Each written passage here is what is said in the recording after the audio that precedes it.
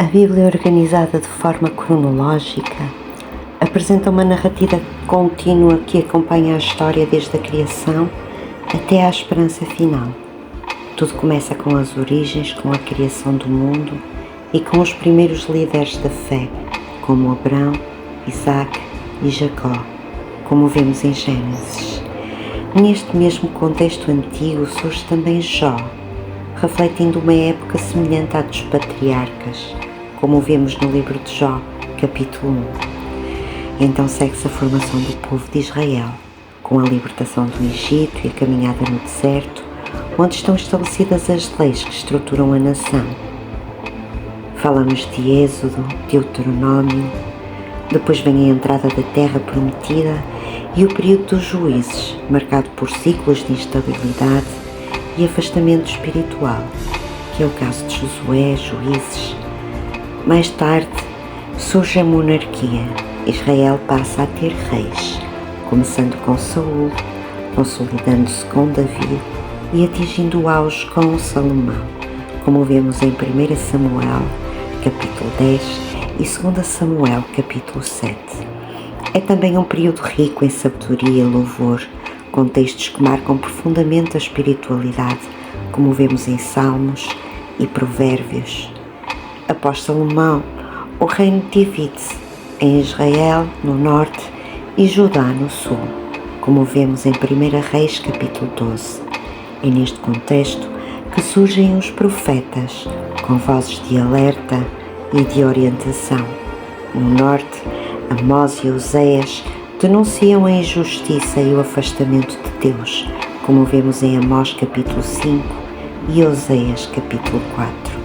No sul, Isaías e Miqueias chamam ao arrependimento e apontam para a esperança futura, como vemos no livro de Isaías capítulo 1, por exemplo, e Miqueias capítulo 6. Com o tempo, o reino do norte é conquistado pela Assíria. Mais de um século depois, o reino do sul é conquistado pela Babilônia. Jerusalém é destruída, como vemos em 2 Reis, capítulo 25. Antes e durante essa queda, profetas como Jeremias alertam para o juízo, como vemos em Jeremias, capítulo 25.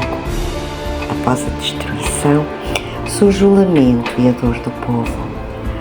Aí vemos isso em Lamentações, no capítulo 3.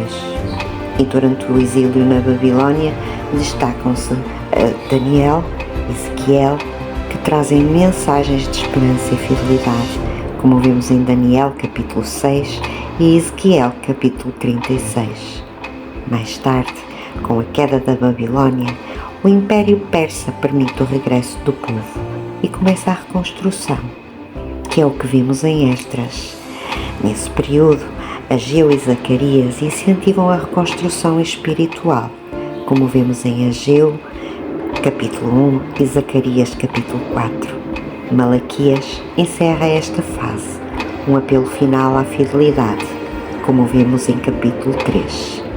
Depois, acontece o Novo Testamento, passado 400 anos, com a vida de Jesus, que cumpre as promessas anteriores, como vemos em Mateus.